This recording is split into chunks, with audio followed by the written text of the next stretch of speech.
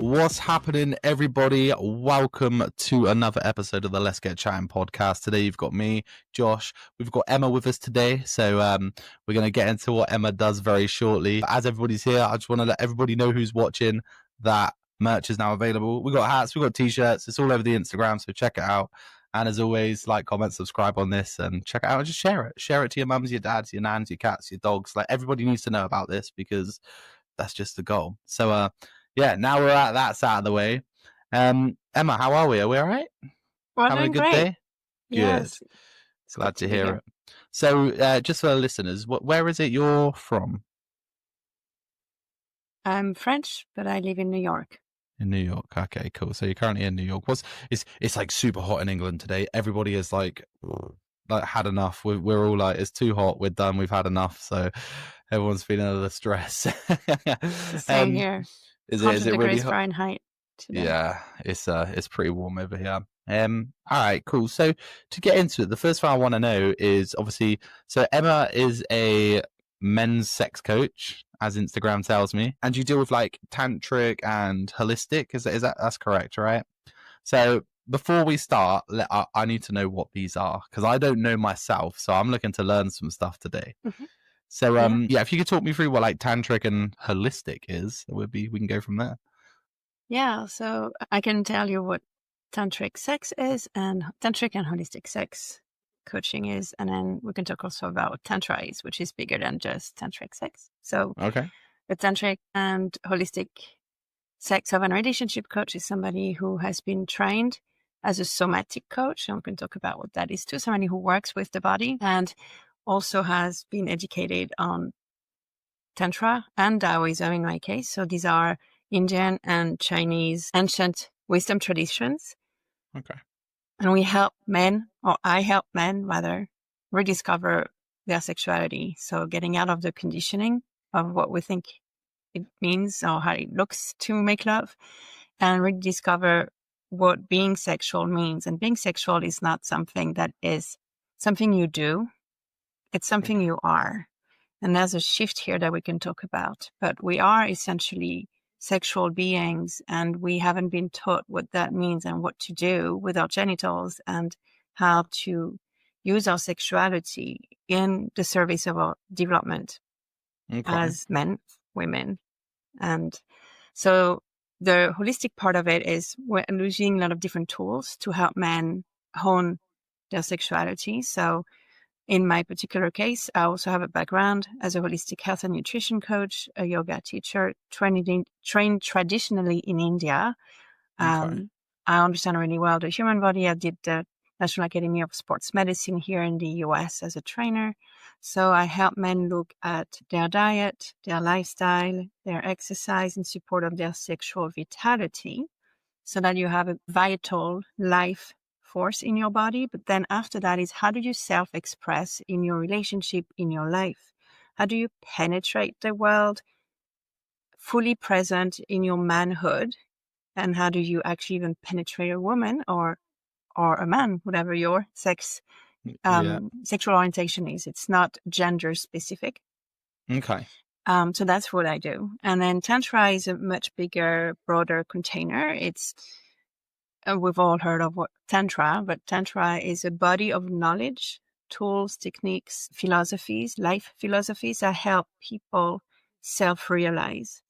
So there are multiple ways that we can grow physically, emotionally, mentally, spiritually in our life as becoming the best human we can be. Tantra is one of those body of knowledge that will teach you how to think and self-develop your mind basically and your body. And as it goes from there to, ways to eat and ways to breathe and ways to be and ways to look at life and the mindset that really helps you grow as the best being you can be. And tantric sex is one of the leg. Yoga is one of the leg that comes from Tantra. Not all yoga is tantric, but so this is broader than just having orgasms, great sex.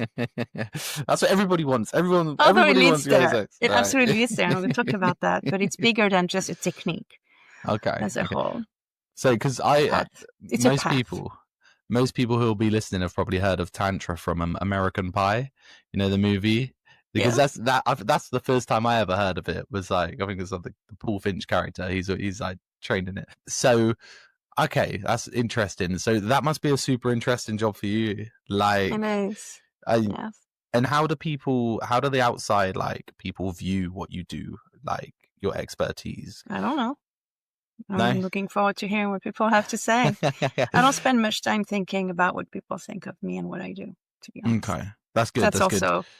That's also what happens when you start taking that path of self-realization. It's about me doing what I'm here to do in this world, whether people like it, don't like it, understand it, don't understand it. The right people will come find me, and that's really how I got started in this. The right people came to find me. So yeah, how does one become a sex coach? How does that come about? Somebody who loves sex, So I was I still am, but holistic health coach and when I would look at helping people turn around, serious illnesses like cancer, autoimmune disorders, diabetes, obesity, all that, it was never for me just what to eat, because you come to ask me, what do you eat? I'm like, I don't know your body. You know your body more than I. You've lived like 30 years in your body, okay? Yeah, no, so let's figure it out together. But what's interesting is understanding how people got where they are. And in holistic nutrition, we look at primary and secondary food. So secondary food is what you eat and drink to get your body to live. Yeah. And then the primary food is what actually truly nourish you. It's, relationships that nurture you, exercise that makes you feel good, a job that is, aligning with your purpose, a spiritual practice, all of those life stuff.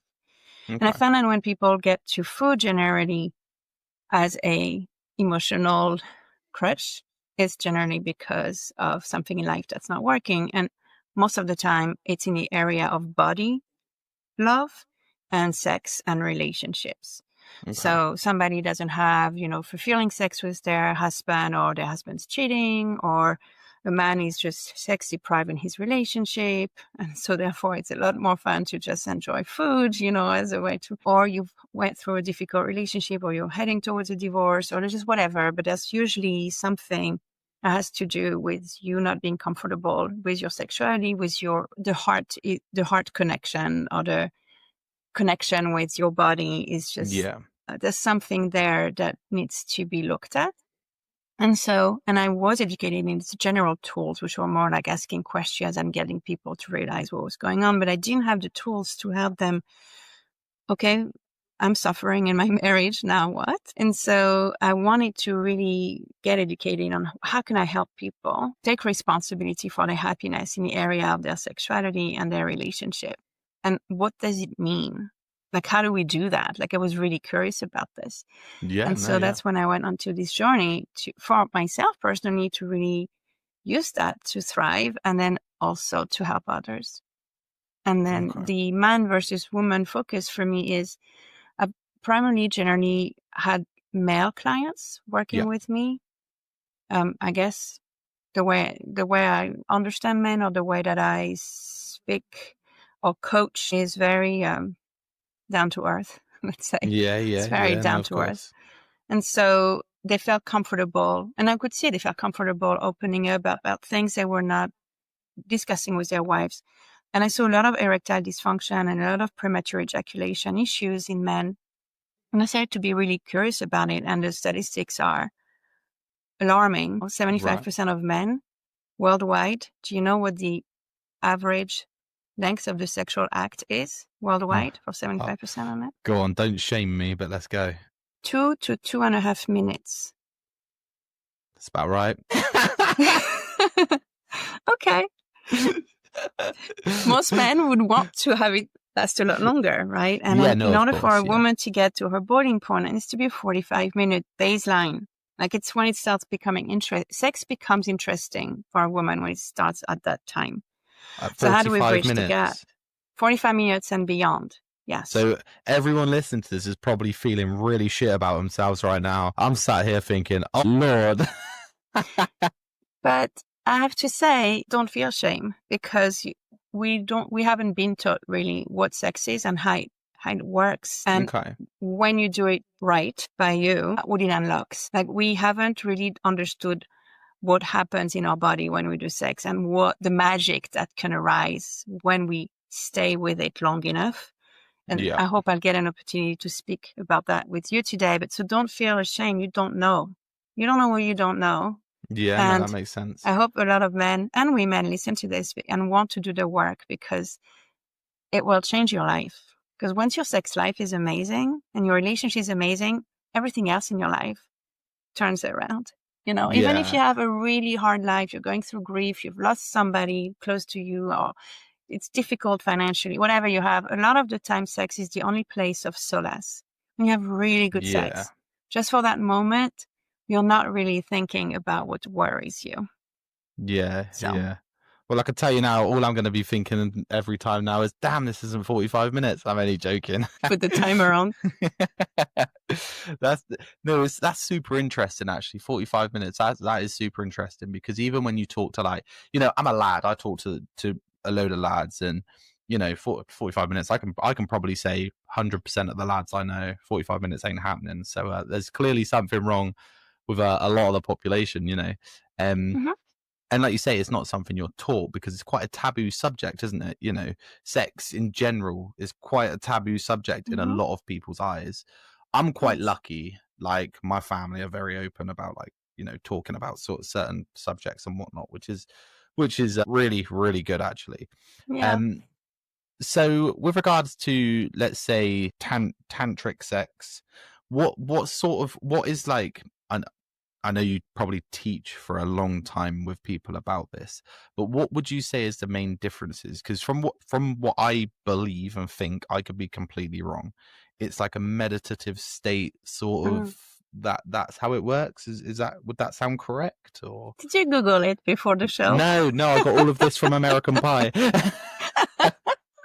I'm joking with you. I'm pulling your leg. So yes, you're on the right track. So tantric sex is meditative sex. So let's talk about what that is. But even before getting there, it's the main difference between, let's call it conventional Okay. sex Yeah. and tantric sex. Nothing wrong with conventional sex, by the way. But the difference is the way you show up in sex.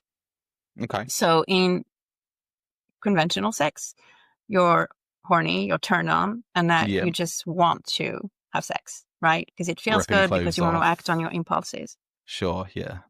In tantric sex, you will have sex whether you're turned on or not. And being Okay. turned on, having sex becomes a ritual, becomes part of your daily routine. That's the other thing you want to write, Daily. guys. It's a I'm daily liking thing. that. Woo! It's like brushing your teeth, okay? It's hygiene. Really. Okay. And you'll understand why when you see the difference. But so it basically is, having sex is essential for your well-being, and it's something that you'll do whether you turn on or not, whether you're at a state of peace or war in your relationship. We'll talk about that, because it's the way you show up in sex. And the turn on in tantric sex isn't external. You are responsible for nurturing your desire, nurturing your sexual vitality and your turn on. So I'll give you an example. When you're young, you're turned on all the time by everything all the time. It's not something in particular that turns you on. You think you're turned on by this or that, but the truth is you're perpetually in a state of turn on. Okay. That's the difference I want to highlight. When you grow older, understand here not necessarily age, but more responsibilities, more other things that drain your energy, your life energy, your turn on goes down. And so we say it's because we grow older. No, it just happens that when you grow older, your energy, you spill a lot of energy. But when you get into the tantric sex realm, you actually learn how to save and keep your energy. And then basically you're always in that state of small desire, if you want. You have desire all the time. And so when you get to sex, it's really because you want to make sex the tantric way, which we're going to discuss now. So that first, that's the same thing. It's like you're always turn on, and you cultivate that turn on. And whether you feel excited or connected to your partner or not, it doesn't matter, because the way you will have sex will connect you or reconnect you. Okay. Also, sex is not just about acting on your urges and just, like orgasmic because you feel so turned on. You need to let the pressure out and get into a release. It's quite the opposite, actually. You have sex in order to cultivate that turn on, to cultivate that orgasm energy, but you don't necessarily want to spill it out. You want to kind of spill it in. So men over time, they'll start learning how to separate ejaculation for orgasm. They're two different things. We think that an orgasm and ejaculation for men is the same, but it's not. The orgasm happens just before the ejaculation, and we can talk about that. But you start learning how to really get more and more pleasure, more amplified, more connected. Every time you come to sex, it's not just to have sex with the other person, but it's to connect with yourself. Because you first have to connect with yourself and who you are, how you feel, your emotion, your vitality, the feeling of your cock, the feeling of your belly, the feeling of your heart, the feeling of your whole body. You have to be deeply present in your body in order to be in the kind of sex that is mind-blowing and everlasting. It sounds, sorry to interrupt, it sounds like, so I always say, like, the first time you ever have sex with a partner, so like, for an example, my fiance, the first time that we ever had sex, it always feels like that is like top tier. That is like the build up. There's a sense of emotion and a sense of the whole build up to it, the emotional, the first time you connect together, that is a true connection. That sounds more closer to what you're explaining than like the after sort of. Would you agree with that? Like, you're probably closer to that sort of section the first time, or maybe what you're talking about is you're very present. So to feel what you're talking about, you have to be in a state of presence inside your body. Like, you're really feeling your heart pumping. You're really feeling all that. Like, you're very present to how you feel. You may feel a little bit vulnerable, a little bit afraid, a little bit all that, right? Yeah. And you're therefore moving very consciously and very present and intentionally in sex. Yep. You're intentional. And that's what tantric sex is. But it starts with you, meaning you connect with yourself and exactly where you're at, and then you connect with somebody else. And sex becomes a way to connect with yourself and feel yourself and be here now. A lot of the conventional sex is not here now, present. It's in the head. That's actually what porn is. Porn is brain sex. You don't really feel your body very much. You don't really feel yourself when you're in porn or when you're in fantasy. And a lot of the partnered sex we do, the conventional sex, is just replaying a script we've seen somewhere else. We do sex, but we're not really present with ourselves and our partners. So all the tools you use in Tantra on how to have sex are tools that ground you deeper into presence here now, and also expands your sensations. Because the way that you feel yourself is through your 5 senses. So we have to, the tools of Tantra make your 5 senses more sensitive. Your touch is more sensitive. Your sense of smell, your sight, your hearing, your taste is 1,000,000 times more sensitive than normally. And all of it is used. And most people in conventional sex are actually desensitized. So men have to masturbate harder and faster in order to feel, because their cock is desensitized. Men's penis is very desensitized. Okay. And so are women's. So Tantra teaches you how to slow down, resensitize, and have sensational sex. Present sex too. Does that make sense? That sounds phenomenal. It is phenomenal. And that includes masturbation too. So whether you have sex with a partner or not, it's the same approach to connection. So is Tantra, is that sort of like, as opposed to, it's not just a sexual thing, is that sort of like a way of life then, in a sense, because you're always trying to be in that state, like you're working towards that state. Is that correct? Yeah. So let's talk about how sex goes with that. So yes. So Tantra is a path towards enlightenment. Let's put it simply and use the big words, right? And you cannot be enlightened. So let's parallel with, I was raised Catholic. So let's talk about religion for a moment. Okay. In religion, like Catholicism, if you want to come to enlightenment or to be a better person or to be closer to God, you have to pray and you have to be very much forgetting a little bit about the body. The body is sinful. Sex is sinful unless it's in certain condition. There's a fear of the body, and you need to bypass the body in order to get closer to God. Yeah. In Tantra, it's the exact opposite. You cannot get closer to God, universal love, enlightenment, unless you go through the body. Because you are embodied. You are human. So you are embodied. And so the way to get to enlightenment, to self-realization, is to master the body. Through the body, you can get to other states, alternate states of being. So you can think about when you master your sexuality to the level that you could have orgasms that are the definition of orgasm, by the way, in Tantra, there's multiple criteria, but one is mind shift. If your orgasm hasn't altered your way of thinking and you come out of there being a different person, it was not a tantric orgasm. Wow. So you can think about that kind of orgasm that is just really connects you with like a state of peace and love and a radiation and a frequency that's so much higher that you feel connected to God. And you can, in fact, learn how to transmute your sexual energy, which you feel heavily into your groin, right? Yeah. Into heart energy and into spirit energy. So there's through breath work. But the way to touch God and grace is through the body and through sex, because sex is the ultimate life force. Say you give life when you have sex. You make babies. Okay. Yeah. Like what is more sacred? So you talk about sex as sacred, and your sexual energy can be used to give life, make a baby, but it could also be to create a piece of art, create your purpose. It's energy. And what is also more blissful than that, being able to align with purpose. So you use your sex as a medium in order to self-realize.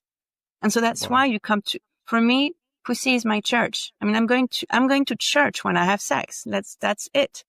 Okay. And I see my partner, and I'm not monogamous. We have a committed relationship, but we have a really interesting explorative sex life. Every partner for me is a teacher and a God. Every man I see, every woman I see, she's goddess and they're God. I see in the partner that I'm in more than just the lover. Sure. And therefore, how would you touch this person? How would you merge with this person? What kind of ecstatic state can we be in together? Like, it's a very different approach to sex. There's no casual sex in Tantra. And actually, casual sex doesn't exist because every single man a woman has been in contact with, it's imprinted in her tissue and vice versa, right? So you will have either a trauma or a good experience, but the experience is lodged into your nervous system. Even if it's a 5-minute fuck in the bathroom at the bar on St. Patrick's Day, okay? That is still going to be an imprint in your nervous system. So it's never casual. You understand? Yeah, I get it. It's blowing me away. Honestly, it's a conversation I never thought I'd have. So I'm so interested in all of this. It's crazy. So how does, like, with regards to this, let's say your clientele is mainly men. Is that's correct? Men and couples. Yeah, yes. Men and couples. Okay. And do you feel it's mainly men due to a sort of a stigma around men and sex, like they need to be this good at this or that good at this, and they sort of, that's why they come to you, or is there other reasons? What a great question you have. So, you know how your clients find you, or the people who want to work with you find you. Yeah. So when I started, I wanted to focus on helping men overcome erectile dysfunction and premature ejaculation, which is therefore every man will experience that in their lifetime. Even if you're not now, there'll be that moment in life where for some reason it's not working the way you want to. I had that, like open and honest discussion. I had that. It was literally, strangely for me, I think it was a mental thing. It was when I had the COVID jab, because I was like, I really didn't want it. And I had it, and then my mind was going crazy. And then literally for 2 weeks, I could not get it up. It was not working. Yeah. And I thought something was wrong with me. I was like, oh my, I got to ring the doctors, Turns out I was all right, but it was just a mental thing. Yeah. And well, actually, maybe not just mental, because you're not the only one. COVID really affected men sexually. I've seen that a lot in my practice. Really? Mm-hmm. There's something. So your erection is a barometer of the man you are. I have to tell that to every man here. Yeah. Is that your cock reflects the man you are and reflects your sexuality. So it's a barometer. It shows you your state of health, for sure. I want to say here for people who don't know, but if you have erectile dysfunction, the first thing you want to check is that you don't have any heart issue or cardiovascular disease, because the smallest vein in your body are in the penis, and for a woman, it's in your clitoris and your vagina. And so if the blood isn't flowing there, it's generally an early sign of arterial dysfunction. There's a blockage maybe somewhere. So you want to rule that out. Okay. But it's a small fraction, but just, But generally, when your penis doesn't want to get it up, I just say, trust your cock. It's not stupid. It's conscious. And so rather than trying to use your head to force it to operate in a certain way, like if it was a tool attached to you, change the mindset into my cock is king and it's always right. Because it is it. And so when it doesn't want to go and you would like to, just ask him, okay, bud, thank you for pulling me back and make me think like this is not what you want to do right now. And let's figure what that is. But it's really this. And it could be that the girl turns you on. I'm not saying, well, I know it's not your case here, but with your fiance. Hypothetically. But the girl turns you on, like you'd like to have it, but deep down there's a part of you is like, I'm not that turned on. I don't really want her. She looks good, but I don't really want her. Or whatever the reason is, there's always a real reason, and that's the invitation to check in. And that could be like stress, all sorts, right?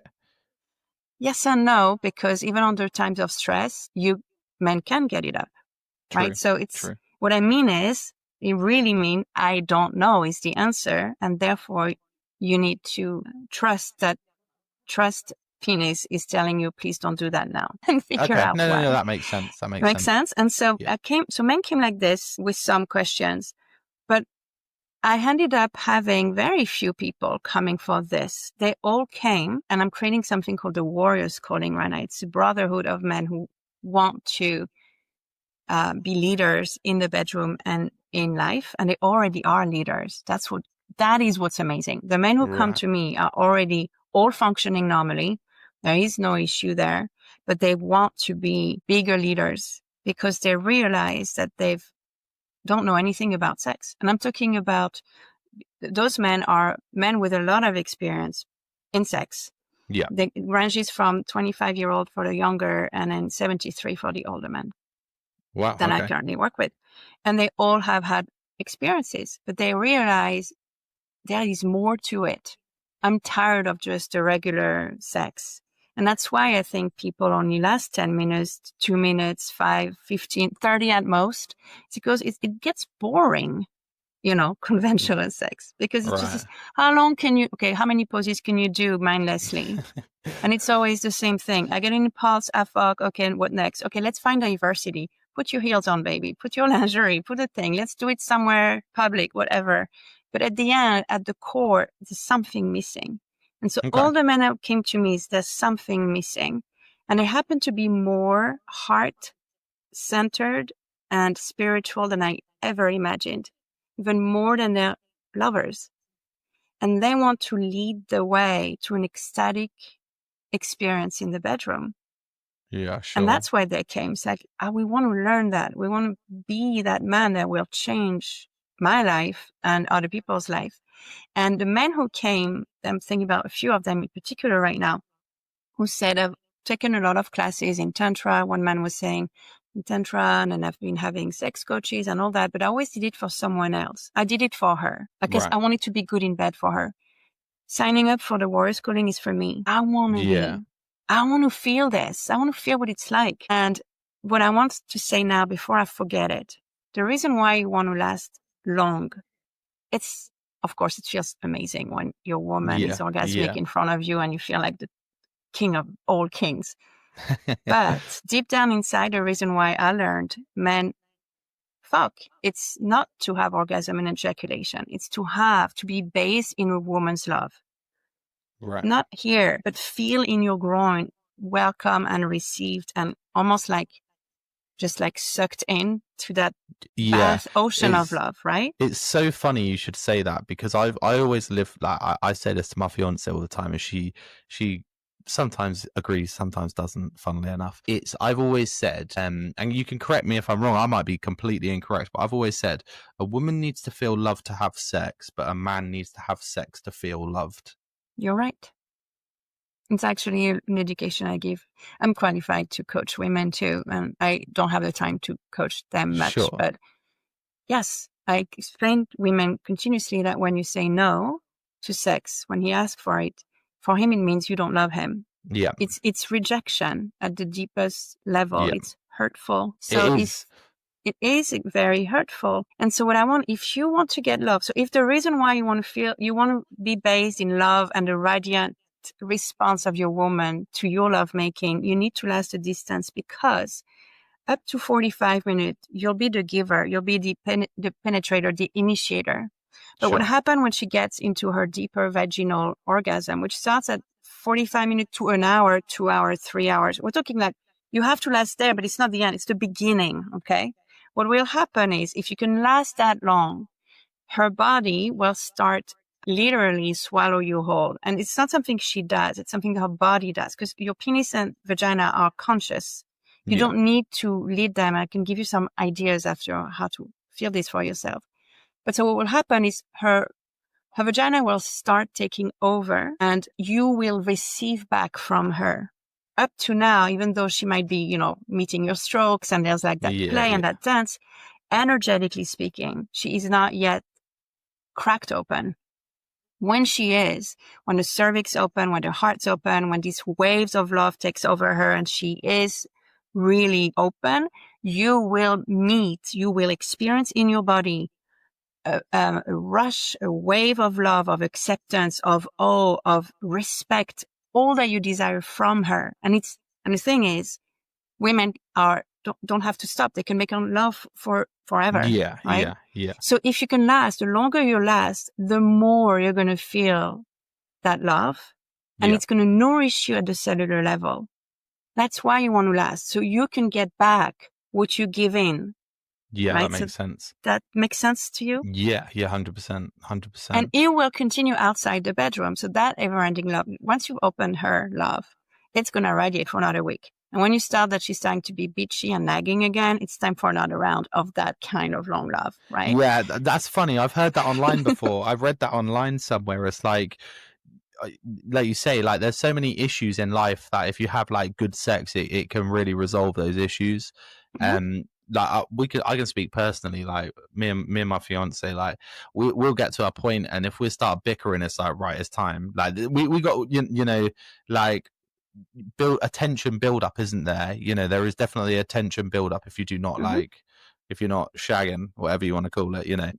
And what's your opinion on, like, just out of the blue? I two questions. Question number one is, when you say the word sex, are you talking just penetration, or are you talking like foreplay? What is sex in that sense? It's a really great question, and I want to tell you is whatever you define it. Cool. Wow. Anything that makes me feel like I'm going longer. No. Okay. No, that's interesting. So would that vary person to person then, for an example? Yes. So most people have a narrow definition of what sex is. Yeah. And so therefore they're closing themselves to experiencing more. Sex is using your sexual energy. So you can have sex, intercourse. It can be just masturbation. It can just be, doing sexual breath work. It can be doing massage. It could be doing foreplay, as you say. It's sex. There's no difference really between the types of touch, as long as they're sexual touch. Right. Whether you do oral or hands or whatever, it's still. If we're talking about penetrative sex, then we'll say penetrative sex, right? But it's all sex is sex, and I wanted to say the reason why the definition should be open and growing, and that's more important, even more for women than men. When a lot of women who come to me generally, it's because it's generally something around orgasm, like it's difficult to orgasm vaginally. Sure. And so for women, the path I follow is orgasm reclamation, expansion, and mastery. And so that mastery is when you use your orgasm towards creating the life you want. So you can actually use that for magnetizing what you want. But the reclamation and the expansion really goes around the definition. You can expand the definition of orgasm to the different types of orgasm that you could decide to have, and maybe we should have this conversation. You can have crygasm, laughgasm, breastgasm, throatgasm, clitoral orgasm, G-spot, cervical, A-spot, but you could have full body orgasms. There isn't the body and every organ. You could have a liver orgasm for what I know. Every organ has the capacity to get into that expansive orgasmic state. Mm-hmm. And so if you only, and what sometimes keeps women from having vaginal orgasm is that they're focused on the clitoris so much, they know what that feels like. But a G-spot orgasm, and cervical don't look anything alike. Each one has a very different pathway and a very different sensations. They don't look the same. And so if a woman has a G-spot orgasm and it feels like a little weak or a little like different, it feels more diffuse, this is because it is diffuse, compared to the clitoral orgasm. Right. And then, okay. So there's a lot of different, and they don't come the same way, and they use different nerve pathway. There's different nerves, entirely different nerves. So it's not going to feel the same. So all it is I basically encourage them to not think about sex, but be in sex and be very present in their body and not control themselves, let go of control. A woman needs to feel safe and she needs to be surrendered in order to experience vaginal orgasms. Most women are not safe, do not feel safe, even though you could be safe. And we can talk about that because a lot of men say, well, but I'm safe, like I will never hurt her. I will never beat her. We have a good home. It's different. If you only last 15 minutes, you're not safe for her to open up vaginally. She's not going to go into that surrender because you won't be here when she cracks open to catch her when she falls, because we have to let go of control, and it's scary. You literally let go of all control and you trust your man. So that's lack of safety, and therefore you don't surrender. Yeah, that makes total sense. Mm-hmm. They've got to be trusting to be able to essentially let go. Correct. Yeah. And trust you, but also trust themselves. And a lot of women have not felt safe in their body. Right. For different reasons. So it's a lot. It's very different, the path of working with a woman on sex versus working with a man on sex. No, that makes total sense. And you've mentioned porn a few times. What's your opinions and views on like porn and men with porn, women with porn, like the watching of it? How often, or how does that come into like your practices, and what's your opinion on it? Because a lot of people feel very negatively towards it. Like men shouldn't watch it. It's bad. It's this. It's that. I'd really like to know your opinion. There's no judgment. Okay. I have no judgment over porn. The only negative judgment I have is child pornography. So let's put that one out. That's a given. But between consenting adults, all porn is welcome. Porn is how you use it. So in my work, I'm here to help men be more sensitive, be more orgasmic, be more present, having channeled their manhood into their cock so they can really penetrate with their presence. Porn is the opposite of this. You can't use porn to practice those skills because porn externalizes your attention and disconnects you from your cock, literally. Yeah. In order to resensitize, you have to bring your awareness to yourself and be so much into the sensations and the breath and what you feel in your heart and your emotion. Because when you start experiencing pleasure in a state of relaxation, that's when you become tantric. Porn is a state of tension and you'll see the legs are tensing, the toes are like this, the jaws like that, like you feel the tension coming and then poof, right? Yeah. That's the exact opposite. In fact, when you masturbate, to become more nourished and more in control and last, you have to learn how to relax every time tension comes in. So your turn on comes up, and on a scale of 0 when you are flaccid to 10, you're ejaculating. You want to be able to feel and go slowly through the levels. And when you start feeling your arousal go up, your cock gets hard, you have to relax. You cannot build tension in your penis, nervous tension, or in your groin or in your belly. You can't do this when you have porn because you're not attentive enough. And it and therefore desensitizes you. That's why many men have difficulty having sex when they have had a lot of porn, and because they're not connected to their body. It's funny because a lot of men think that, like, obviously the more you go watch porn, beat one off, whatever you want to call it, the more you do that, the longer you're going to last, isn't it? That's a common thought upon men. Men seem to think it's it's like anything. The more you do it, and so on. So that's a very common in men's chat anyway. And it's like, people before they're about to have sex, they'll go have a whatever you want to call it, go watch some porn an hour or two before, so they think they're going to last longer and so on. There's loads of like myths about it, which is crazy. No, it's quite the opposite. And let's talk about then ejaculation also. And that's going to go through the Taoism tradition is every time you ejaculate, you're losing your vitality, you're losing your life force. And the more you do it, the less life force you'll have. You'll be depleted energetically. And we know, like, I've had my years where I would masturbate like 14 times a day, okay? And I'm literally spending 3 hours masturbating. And I just wasn't motivated to go back to work after that, right? You feel like, I'll do it tomorrow. We call it like, there's also that like, what people over here, they call it post-nut clarity, where it's like post-nut clarity? Like after you like, say you watch porn, after you finish, you sit there and you're like, what the fuck have I just done? You feel disgusting about yourself. You know. Really? I've never had that sensations. Yeah, no, it's very common in men. Bad about I think it's very common in men. From what I hear. From what I hear. I hear that a lot. But that means therefore that it's what I was talking about is like it just puts you into, you're so drained that you don't have energy to work, or you don't have energy to engage with life, right? Sure. Yeah. So overdoing it is where I was heading with this. And it's the intention you put with your sex. If you're using porn for, hey, I'm going to have fun, I want to do this, like, then you do it with intention. But if you're trying to be a better lover, it's not going to help you.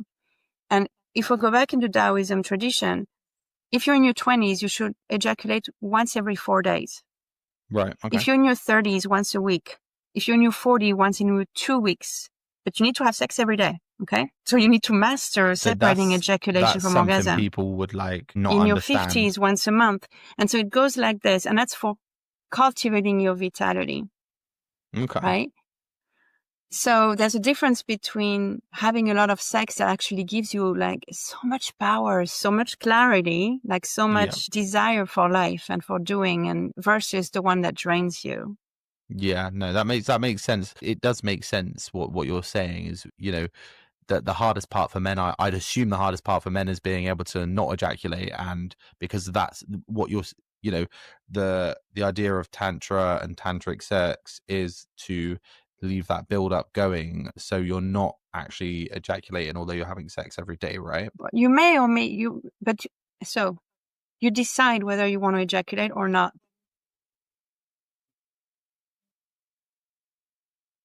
Premature ejaculation, it's when you ejaculate without control. You could be premature ejaculation after 2 hours of steady lovemaking if you lost control at the 2 hour mark.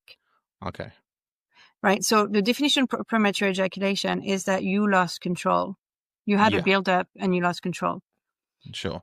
The sex is actually not, tantric sex is not a sex that's on build up. You build pleasure up, but you don't build tension up. You see, that's the difference. And it is a practice to learn how to be sexual and have the capacity in your system to have huge amount of mind-blowing pleasure, but feel so zen and relaxed at the same time. Sure. It takes a lot of practice. And it's when you do this that a man can have 10 orgasms an hour. When you master this, you'll have the prostate shivers. You'll have the whole body trembles. You have your head you'll feel like you're high. This is an orgasm that men can have. You can be fully multi-orgasmic, full body orgasm, prostate orgasm. There's a lot of different ways you can have it, none with ejaculation. And so you can make love. And so for you, it's surrendering tension. Okay. Surrendering tension while you build pleasure and you build that capacity. What people try to do, they tell me, oh, I'm proud of myself. I haven't ejaculated for 4 days. And I'm like, how do you feel? It's like, man, I have blue balls. I'm like, you're not doing it right.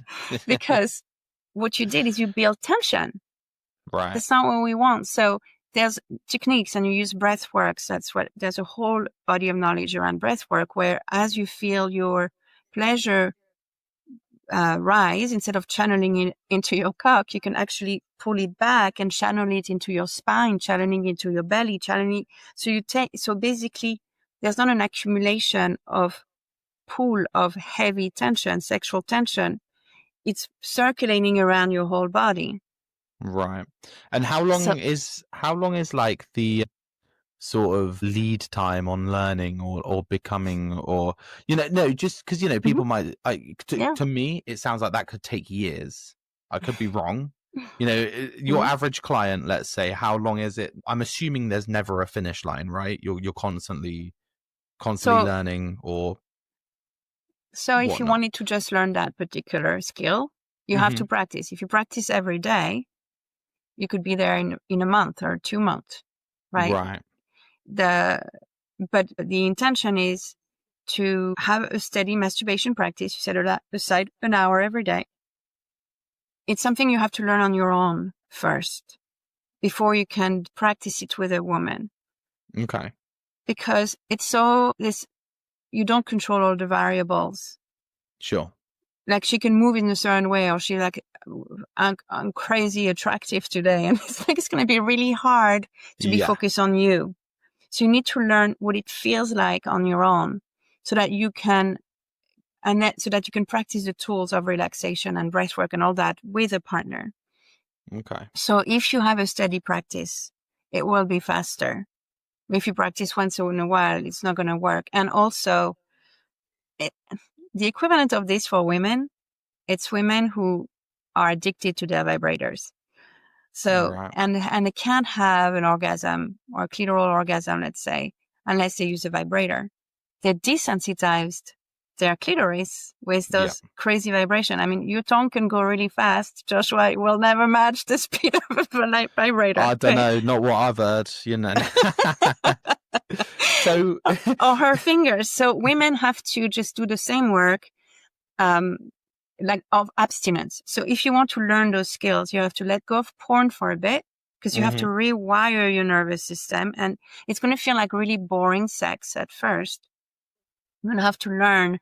It's easier to do it with a teacher. You need to find your teacher to do that, because they'd be able to have a conversation and help you out. Sure. But it should not be suffering. If you feel like you have a lot of tension at the end of your masturbation and you haven't ejaculated, it's that you haven't moved the energy properly. You haven't done it properly yet. So it's Okay. better to ejaculate than suffer. Okay.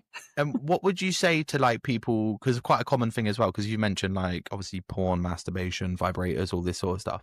A lot of relationships, the other partner, let's say, I don't know, let's say my fiance, let's say I said to her, right, I've been having a bit of Josh time, it's been fun. And because a lot, some people in relationships are like, what? No, you're not.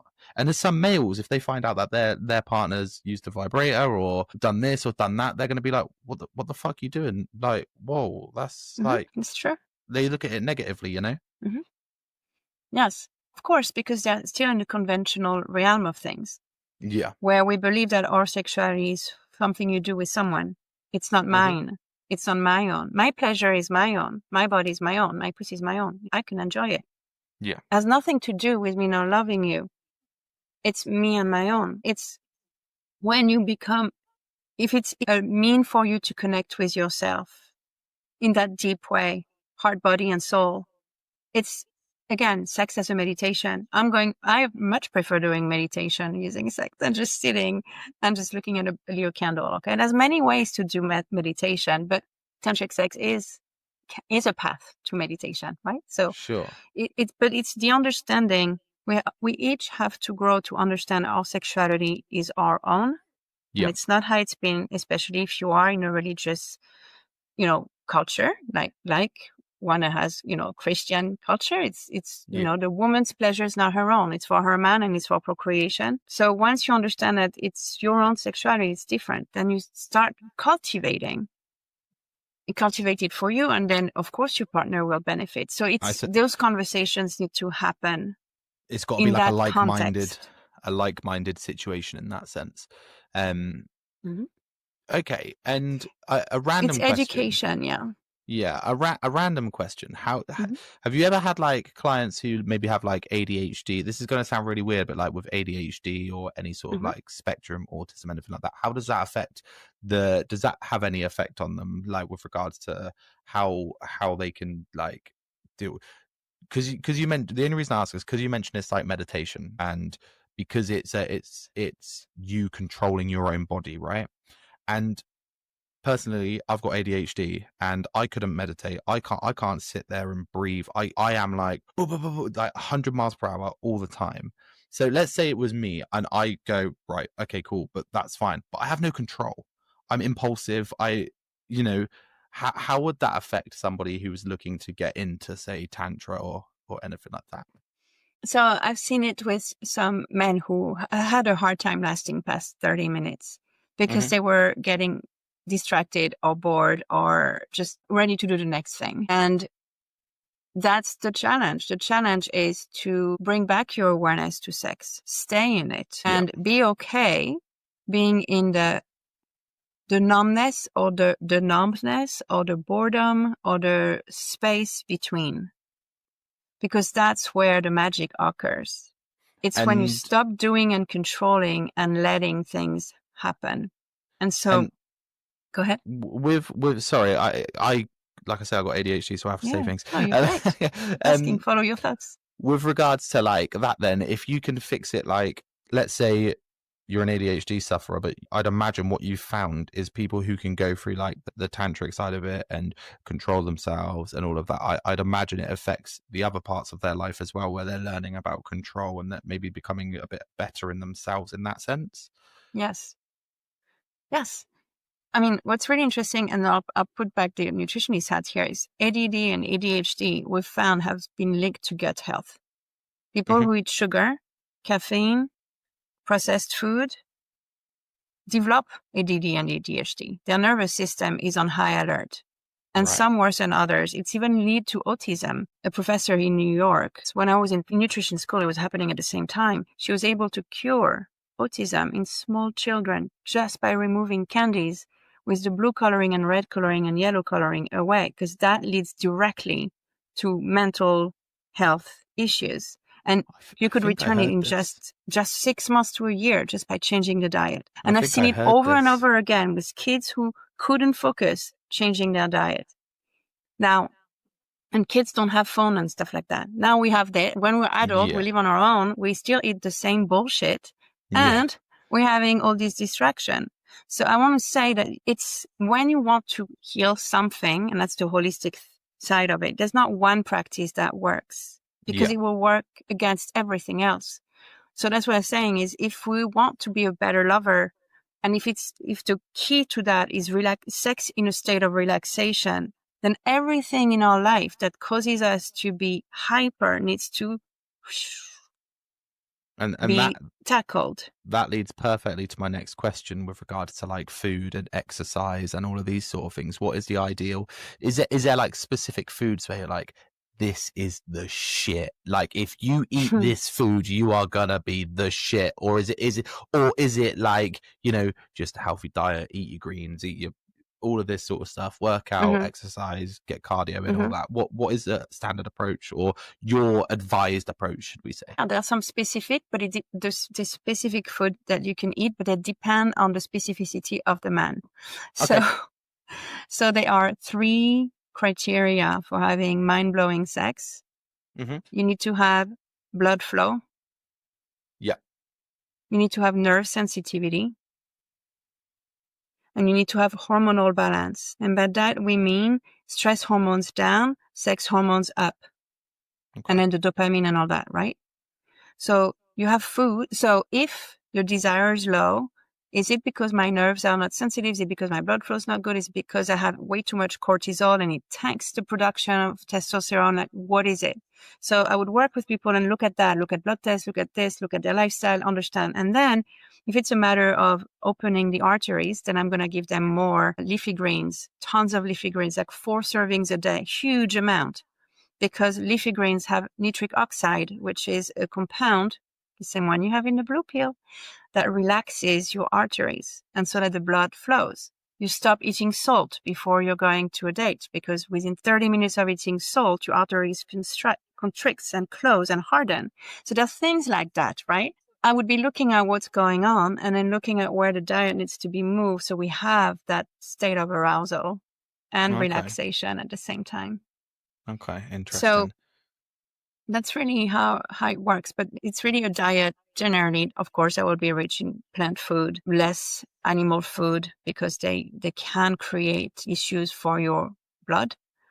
So, well, it's a balance, but what balance? And of course, you have certain herbs that are amazing. But again, you could take a super aphrodisiac if you have you're impending a heart attack. It's not going to work. No, that's the reason I asked that is because I know I've got a friend who he's very into like spirituality and all these. He does like, you know, wellness courses and this sort of thing.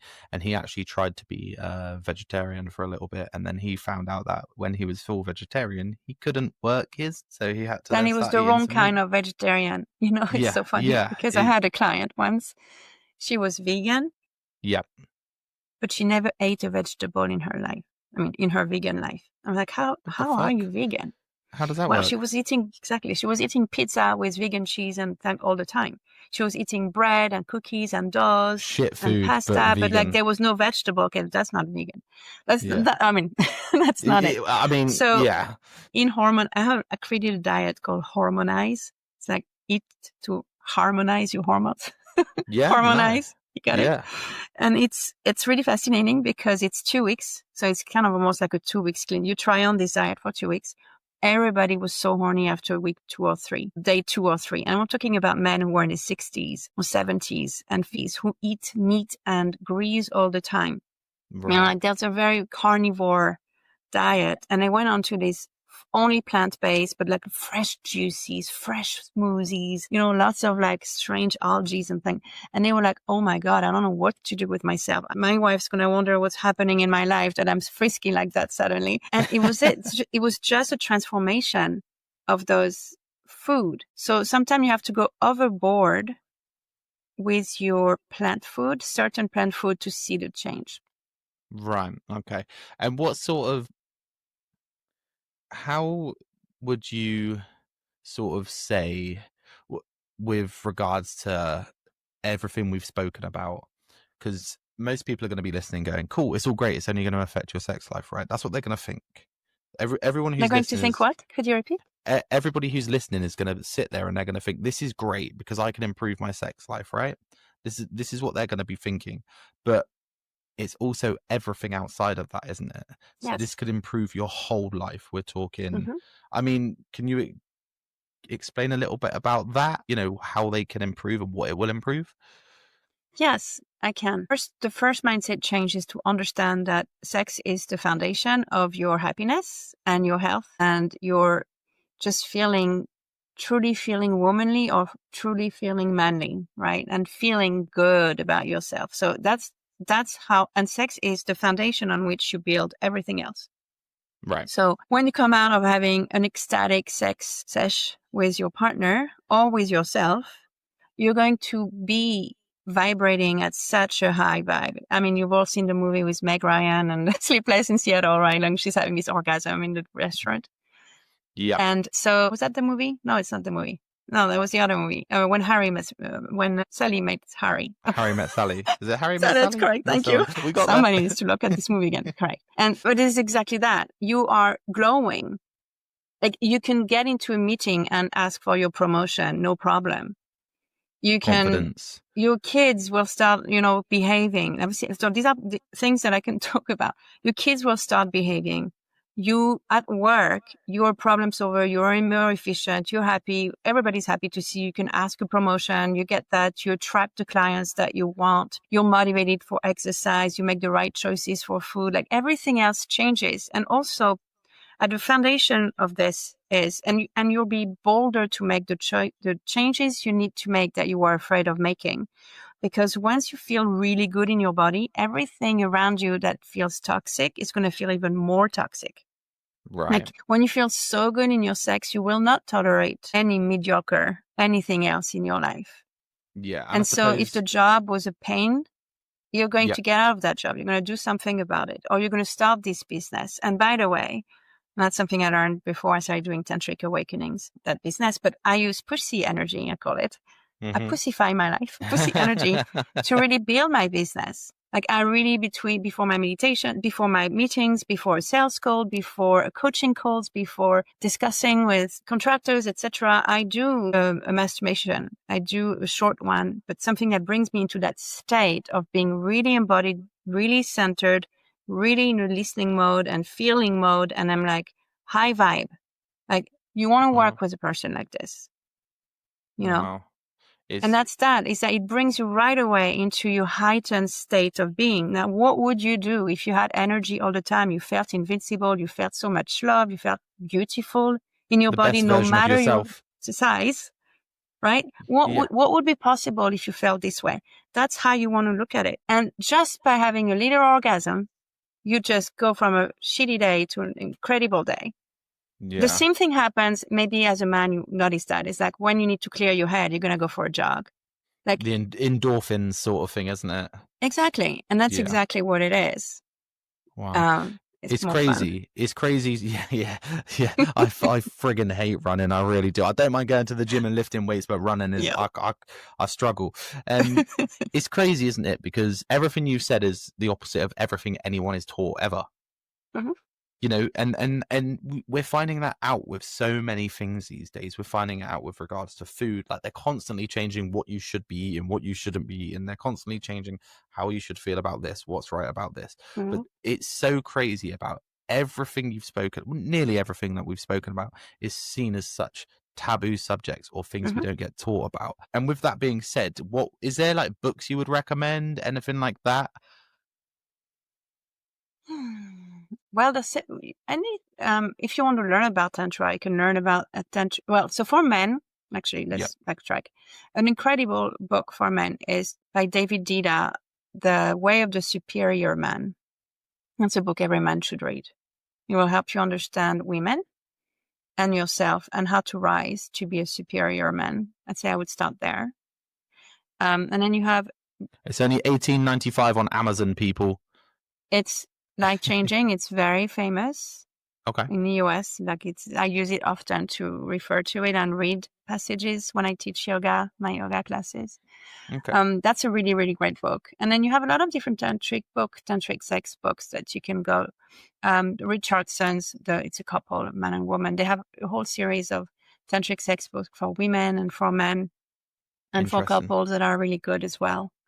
And is there sort of different, like, because like you've got, I don't know whether you're Christian, whether you're, I mean, to be fair, I only really know about Christians, so I don't really want to say any other faith because I don't want to offend anybody.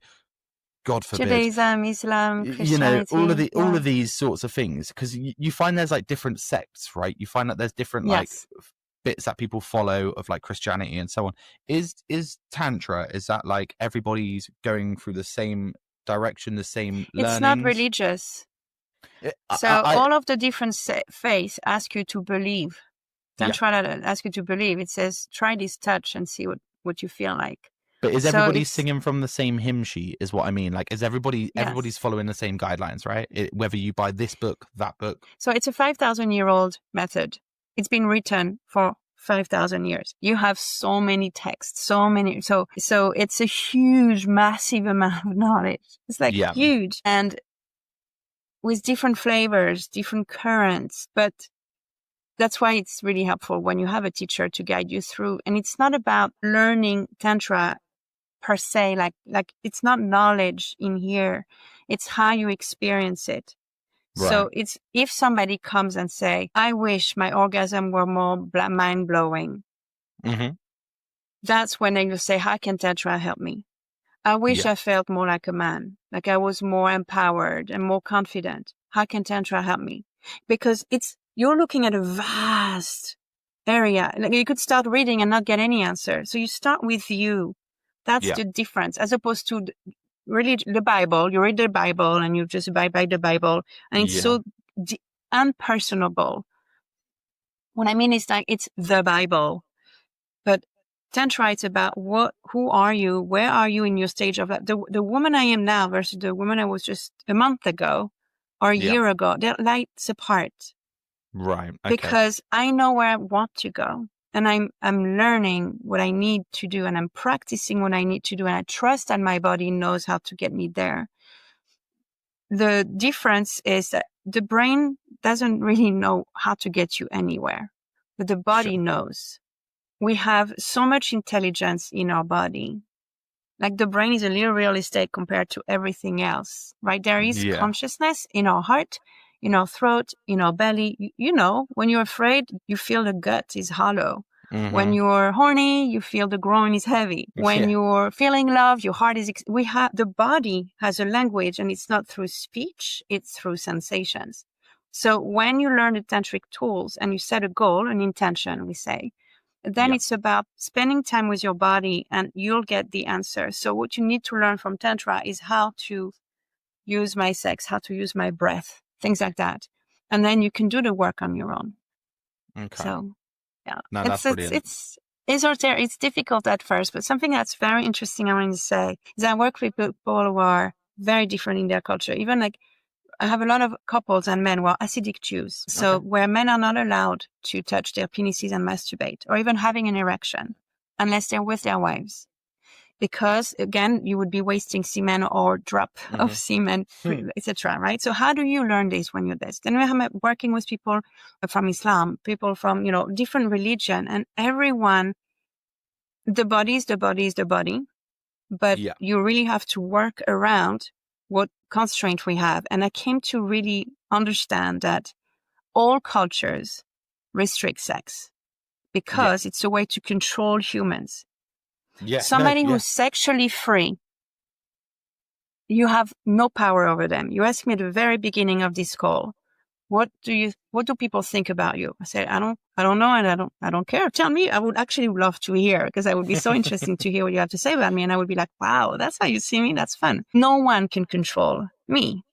You see, like I'm free. Yeah. Yeah. I was going to say, you seem very relaxed. Yes. Like you seem like zen. And comfortable in Yeah. discomfort. I can have uncomfort. I wasn't before. I was in that construct. So why did we restrict sex in all of the religion? Is that people who are extremely happy in their sex life are not tameable. Yeah, no, You that can't makes total control sense. people like this. So if you are in authoritarian regime, right, or if you have like a certain caste and you need to keep this, then just curb the sex. Yeah, And no, that's religion. But then we have medicine, doctors who make us scared of sex. Oh, you're going to have STDs. Oh, you're going to have this. Oh, sex, blah, blah, blah, blah. Right. And then you have the media who tells you something else about sex. Everyone is out there to keep us hush hush.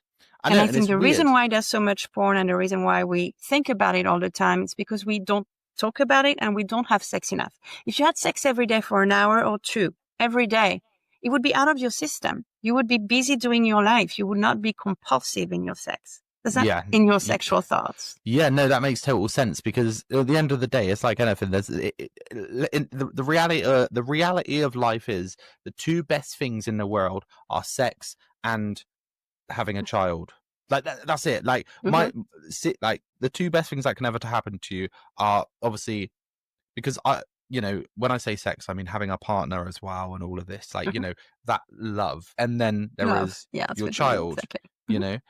they're the two most important and best things in the world. So why do we only focus on one of them? Why are we only taught about one of them? Why is one of them only the hot topic? Why is the other thing, especially because it gave you the child. yeah, exactly. That's what I'm saying. It's so fucked up. I'm sorry, it's fucked up. It's mental. So yeah, but shit, this has blown me away, honestly. Blown me away. You've been great. I really appreciate you coming on. And is there anything else that you want to get off your chest to everybody listening? Is there anything that you feel like you haven't touched on? Anything you feel like you want to say? No, just get curious and start getting to know your body, and then leave judgment at the door. And then when you start having your practices, I call them practice. Sex is a practice. It's a ritual. You'll start really getting to your subconscious, because when you start doing masturbation mindfully, you start feeling, you open up and you soften and you relax, and any pent up trauma, tension, shame, guilt, anything that you've been not dealing with in your life will come out. And so sex is also healing. And in that regard, and I've had many crygasms, and you don't know why you're crying, but you know that there's things that really need to go out. And I wanted to say to men specifically, sex is healing, and your penis can be healing to a woman's vagina. So if she's had a lot of trauma or if she has a lot of pain, most women will need to men will need to resensitize their penis, and women will need to de-armor their vagina. They'll have a lot of tension and knots and painful points or numb points. And so there's this work to do, but then a man can intentionally choose on any particular sex to have healing sex. And so your penis, you set the intention and your penis will heal her, help her feel safe and secure and soak up all of the past hurt that she's had. And so when you make love to her with this intention, energetically, she'll be able to feel, and I've been a recipient of that. I can tell you a story about that if you want. You will feel that your vagina is becoming suddenly lighter, more breath, more work, more alive, more just useful and happy and younger. Like younger as in the prior version of you before you were hurt by this douchebag in 5th grade. Whatever. So I'm just saying, your penis is incredibly powerful, and it's not a tool. It really has conscious. It has a soul. It has its own electric charge. It's a positive charge. Women's vagina have a negative charge. So there is actually, if you were holding still inside your woman's vagina, you'll be able to feel the electricity between the two of you. So it's really important that you take your penis seriously and look at it as something extremely important and worth worshipping. Okay. And I will say to women that you have a relationship with your man and you have a relationship with his penis. I have a relationship with my man and his penis, and they're different relationships. And, when you break up with somebody, sometimes you're like, well, I'm glad the guy's over, man, I miss his penis. So there. But what I mean is that because when you're a deep woman, you feel the energy and the personality and the aura of the penis. And and you worship it just like you worship the man that's with it and channels through. But there is really something amazing, and vice versa, gentlemen. The vagina is sentient. She loves compliment. Tell her how beautiful she looks. She smells, she tastes, all that. Tell and look at your woman's vagina. But there's a lot here. If you were just looking at your penis with so much reverence like a king, would you masturbate the same way? Would you even do porn the same way if you knew how powerful your cock was? Yeah, so it's not a tool, people. It's not a tool. It's not a tool. And yeah, it's not a tool. And if you think it's a tool, you're a tool. I'm only joking, but that was kind of funny. Listen, everybody, I appreciate everybody for listening, watching. And if you did get this far, please give it a comment. Let me know what you thought. Give it a like, give it a share, as I always say. You can find Emma at Tantric Awakenings on Instagram. And I will put all your links in the bio to this anyway. But you've been an absolute gem. You've been a pleasure. You've awakened me, and I am honestly, I'm blown away. And I'm going to re-listen to this like 3 times. I'm going to be like, shit, I'm going to buy that book. I'm going to get in this. This sounds phenomenal. But I appreciate you coming on. You've been amazing. Thank you very much. Peace out, people. Love you all. Bye.